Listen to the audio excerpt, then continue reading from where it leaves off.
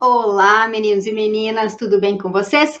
Eu espero que vocês estejam bem. Meu nome é Marta e eu sou professora de História do IFMG Campus Betim e hoje eu vou estar corrigindo aqui com vocês uma questão fechada do primeiro dia, então, do vestibular de História, do vestibular, né, da prova de História, da prova QX de História, do vestibular de 2020, tá? Excepcionalmente, hoje eu vou estar corrigindo aqui com vocês sozinha. Então, eu vou ler e também vou comentar a questão, tá bom? E só uma informação, a gente resolveu voltar, né, Paulo e eu, a gente resolveu voltar para o vestibular de 2020, né, estávamos corrigindo as questões abertas do vestibular de 2021, porque como o vestibular de 2021 foi pensado ali para esse momento da pandemia, a gente entendeu que ele estava um pouco mais curto e que a gente precisava corrigir mais algumas questões fechadas com vocês. Então, voltamos para o vestibular de 2020 e depois aí a gente corrige as questões abertas, tá bom? Então, essa é a questão de número 81 do vestibular de 2020, tá? Vamos à questão. Então, vamos lá, gente. Essa é uma questão que tem dois documentos para a gente analisar, tá? Um texto, um trechinho de um texto e uma pintura, tá? Um quadro, uma obra da Tarsila do Amaral. Eu vou falar um pouquinho sobre essas duas obras e depois a gente vê o que a questão quer da gente, como que vai ser a pergunta, o enfoque, e a questão vai nos fazer pensar sobre essa obra, tá bom? Então, vamos lá. A primeira, gente, é um trechinho do prefácio da obra do Érico Veríssimo, Caminhos Cruzados, tá? Eu vou ler com vocês, depois eu vou fazer um comentário que eu acho que é importante vocês prestarem atenção. Então, vamos lá. Que dizer das personagens? Creio que tem a força e, ao mesmo tempo, a fraqueza das caricaturas. Mas, pensando melhor, não podemos também alegar, em defesa do romancista, que a caricatura é uma tendência reconhecida e aceita na arte moderna, principalmente na pintura? Não haverá muito de deformação nas obras de grandes pintores como Portinari, de Cavalcanti e Segal, todos eles inconformados com a sociedade em que vivem? Então, esse é um trechinho da obra Caminhos Cruzados, né, do prefácio da obra Caminhos Cruzados, do Érico Veríssimo, uma adaptação. E daí, o que era importante vocês saberem, gente?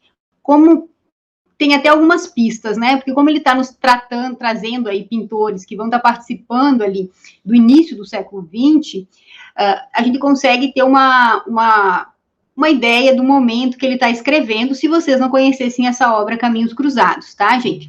Obra essa que, inclusive, já foi cobrada em outros vestibulares da Unicamp como literatura mesmo, tá? Se eu não me engano, foi no vestibular de 2017. Não sei se foi cobrado em outros anos também, tá? Mas ela é uma obra que ela é escrita em 1935. Ali está aparecendo para gente 2016, tá, gente? Mas é porque é uma edição que eles retiraram esse trechinho de 2016. Mas ela é originalmente publicada em 1935, então no governo de Getúlio Vargas. E ela é considerada ali dentro da literatura uma obra que pertence ao movimento modernista, tá? Eu já vou falar um pouquinho mais dela, vamos só falar do nosso segundo documento, que é a pintura, né, A Negra, da Tarsila do Amaral, que é uma obra de 1923, então também faz parte desse movimento modernista, né? Nenhum dos dois estará na Semana de Arte Moderna, mas das outras fases do movimento modernista, e é uma obra que está no Museu de Arte Contemporânea da Universidade de São Paulo, tá? Então, vamos lá, vou falar primeiro um pouquinho do Caminhos Cruzados, tá? O Caminhos Cruzados, gente, ele é uma obra que é considerada como uma obra coletiva. O que isso quer dizer? Ele não tem um protagonista, tá? Ele vai ter várias pessoas, vários indivíduos que vão ser narradas as histórias deles. A obra se passa em 5 dias. Então, começa dia 1, aí vai contar, são pequenos capítulozinhos, vai contar o que acontece naquele dia 1 com vários personagens. Passa para o dia 2, mesma coisa. O que nesse dia 2 vai estar acontecendo com cada um desses personagens? Algumas histórias se cruzam. Então, por exemplo, tem um personagem que vai ser demitido e vai estar nos contando tanto a perspectiva dele, do impacto dessa demissão para ele, como também do patrão, de quem vai estar demitindo, tá? Mas nem sempre essas histórias vão ter conexões diretas, tá? Mas em alguns momentos elas se cruzam, por isso também o título Caminhos Cruzados. Mas então ela é considerada como uma obra coletiva, porque não tem um protagonista, tá? E ela é uma obra importante naquele momento, porque ela mostra a desigualdade social. Como ela vai trazer como personagens pessoas diferentes, ela nos mostra a pluralidade daquela sociedade. E como, em alguma medida, pode não ser determinante, porque tem a ação das pessoas, né? Como que as pessoas vão estar lidando com aquelas situações e tomando decisões. Tem, inclusive, não vamos focar aqui porque não é o nosso foco aqui, mas tem inclusive um debate sobre a literatura, né, sobre a própria literatura, tem personagens que vão se refugiar na literatura para tentar encarar as dificuldades da vida, né, então ela faz inclusive esse debate sobre o papel da literatura na sociedade, mas ela então dá essa individualidade para as pessoas, né, as pessoas conseguem ter autonomia de decidir aí sobre sua vida, mas é uma autonomia que é limitada por aquele contexto e pelas condições sociais e econômicas, materiais dessas pessoas, tá? Então, ela traz essa questão da desigualdade social e como que isso tem um impacto na vida dessas pessoas. Então, ela é considerada, inclusive, por alguns no período como uma obra comunista, vai ficar vai ter um isolamento, né? Então, ela traz uma crítica àquela sociedade de forma bem sólida, tá? E daí o próprio autor, né, tá trazendo ali no trechinho que a gente vai analisar, que em alguns momentos esses personagens podem ter um tanto de caricatura, e ele vai estar se justificando, né, e esse é o diálogo que vai estar estabelecendo com a obra que a gente vai analisar que está ali do lado, né, que é a Negra, porque também é uma obra, né, que tem essa característica de fazer uma caricatura, né, do exagero, da desproporção, como uma crítica aí a forma como a arte se estabelecia naquela sociedade, então como a arte também tendo que representar a pluralidade da sociedade, trazer elementos diferentes, né, ela tem que promover uma reflexão e não ser só pela estética, né, então a Tarsila está nesse diálogo, então tanto o trechinho da literatura quanto o quadro, eles nos trazem para pensar isso, né, o papel das artes naquelas sociedades e como que em alguns momentos essa deformação, ela pode também ser útil para a reflexão, tá? Quero fazer um parênteses com vocês agora, especialmente em relação ao quadro da Tarsila do Amaral e a outras obras que vocês podem encontrar sobre o modernismo, tá, gente?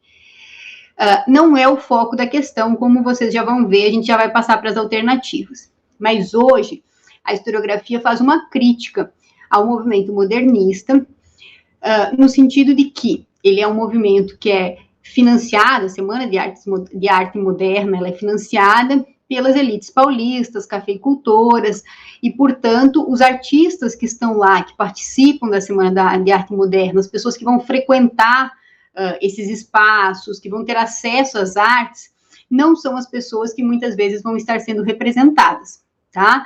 Então, se tem essa crítica hoje, por exemplo, aí no caso do quadro da Tarsila, né, ela está falando sobre um grupo populacional que era, de certa forma, marginalizado, né, que tinha ainda consequências, acho que a gente já comentou isso em outras questões, né, da escravidão, da desigualdade da Primeira República, que não vai promover um letramento, uma alfabetização, que vai ter uma exclusão na participação política, né? Então, tem várias questões que não vão promover uma maior igualdade social, tá? Então, eles trazem grupos que muitas vezes são marginalizados para suas obras, e isso sim provoca uma reflexão, mas ainda assim é uma arte que é produzida sem a participação dessas pessoas, tá? Então, isso é uma coisa importante, porque pode cobrar em outras questões para vocês. E a Semana de Arte Moderna, gente, ela é pensada para comemorar o centenário da independência.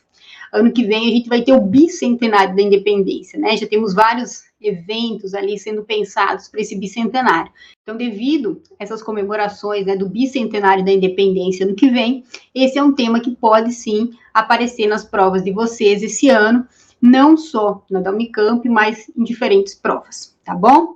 Então, vamos às alternativas, vamos ver a partir desses dois documentos o que a Unicamp queria que a gente pensasse. Então, vamos lá.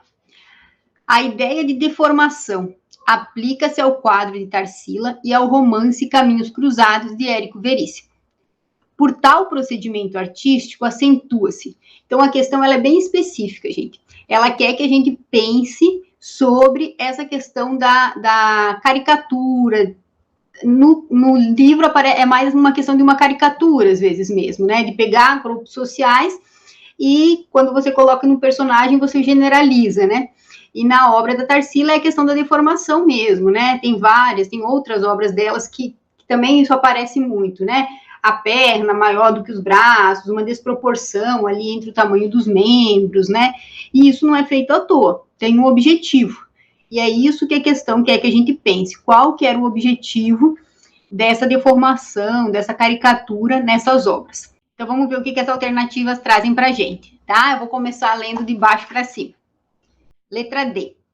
A moral implícita da modernidade, pois o narrador do livro e a representação do corpo negro criticam o comportamento social das personagens femininas no século XX.